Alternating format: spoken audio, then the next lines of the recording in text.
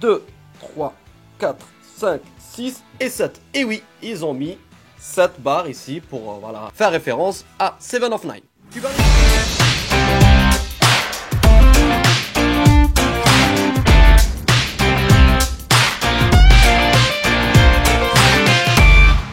Maintenant, on va voir comment fonctionne AKS. Donc, AKS n'est plus ni moins qu'un cluster Kubernetes managé par Azure. Donc, vous n'avez qu'à renseigner vos paramètres et le cluster sera provisionné pour vous. Donc, ça simplifie beaucoup de choses. Hein. Donc, ça permet d'aller plus vite. Donc, vous n'avez pas à déployer le cluster vous-même à l'installer comme on faisait en prem.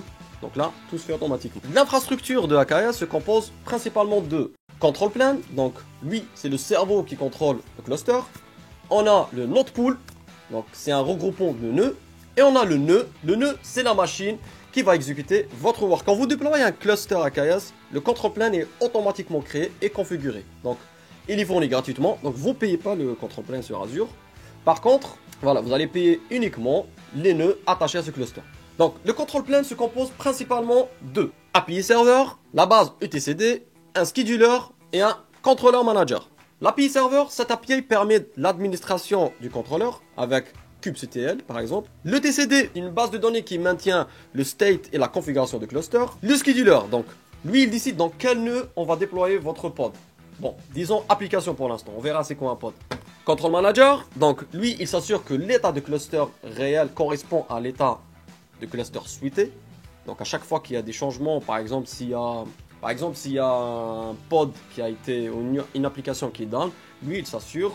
Si vous avez configuré, vous avez 2 instances de cette application, il y a une instance qui est tombée, lui il s'assure de créer une nouvelle instance pour que l'état reste comme vous l'avez configuré au départ. Node et node pool, donc nœud et pool de nœuds. Pour exécuter vos applications, vous aurez besoin d'un nœud Kubernetes.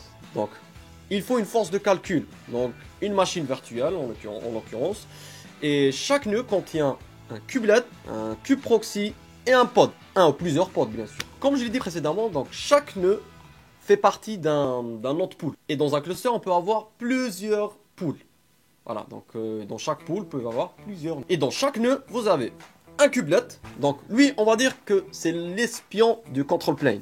Donc il est présent dans chaque nœud pour surveiller et exécuter les ordres reçus par le control plane. Par exemple, si vous créez un container, donc il reçoit l'information et lui, il communique avec le container runtime. Ça peut être Docker ou autre technologie. Donc ça dépend de l'OS et de la version d'AKS, et runtime il va instancier le container. Le kubeproxy, donc lui il gère le network pour chaque nœud, il route le trafic réseau, il gère l'adressage IP pour les services et les pods.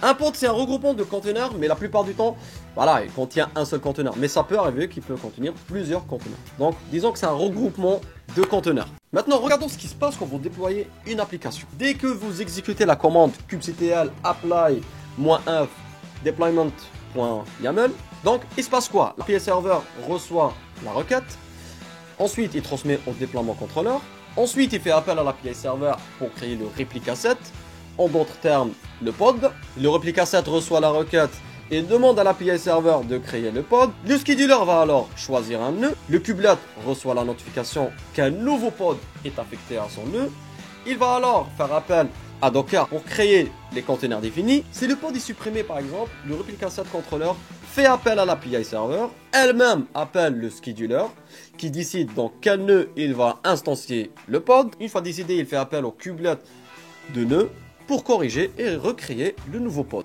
Maintenant, on va passer sur ma machine et je vais vous montrer un cluster déjà déployé. Donc là, j'ai déployé un cluster qui s'appelle Unified Cluster. Donc je l'ai déployé sur le ressource group RG Unified Prod, PRD.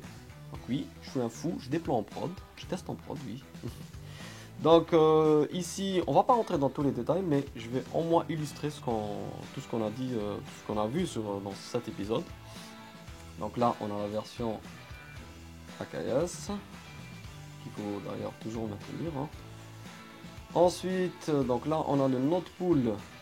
Donc si je vais ici, je vais déployer un seul node pool, donc je peux en créer plusieurs. Si je clique ici, par exemple, je peux créer un node pool, par exemple, de Linux ou Windows. Voilà, je peux pas faire par contre un node pool où il y a des nœuds Windows et Linux en même temps. Ça marche pas comme ça, donc il faut qu'il y ait le même OS. Ensuite, dans le node pool, on a un seul nœud. Donc c'est celui-là. On va voir. Node. Et bien sûr, je peux avoir plusieurs du même OS. Et ça, c'est mon nœud. Donc là, si j'utilise pour me connecter au cluster, donc j'utilise. Alors, juste un petit prérequis. Il faut installer le kubectl. Donc je vous montre ça dans un autre épisode pour qu'on puisse connecter un cluster. Donc c'est kubectl. Enfin, avant de kubectl, il faut faire déjà la Z AKS get credential resource group et le nom de cluster pour se connecter au cluster. C'est là où ça va appeler API server, hein, rappelez-vous. Donc il m'autorise, ok. Donc si je fais kubectl get pod par exemple, là j'ai rien qui est déployé. Voilà, donc il n'y a aucun pod. Maintenant, si je veux par exemple déployer une application. Ouais. Donc là, si je prends l'exemple, je vais créer un déploiement Nginx. Donc l'image Nginx server Nginx. Dès que je fais ça, ça va appeler l'API server. Vous connaissez l'histoire. Ici je check maintenant get pod. Là mon pod il est en ligne. Donc, voilà, on peut voir aussi tl get node. Donc ça c'est mon nœud. Donc j'ai un seul nœud et mon pod il est dans ce nœud là. Et on va le voir. Donc là je récupère mon pod. Voilà, c'est pod. Voilà, donc là on va avoir toutes les informations sur notre pod. Voilà, sur quel nœud il est déployé. On a les informations sur le conteneur aussi. Son statut. J'espère que vous avez bien aimé cet épisode. Si c'est le cas, likez, partagez. Et je vous dis rendez-vous au prochain épisode. Allez, ciao!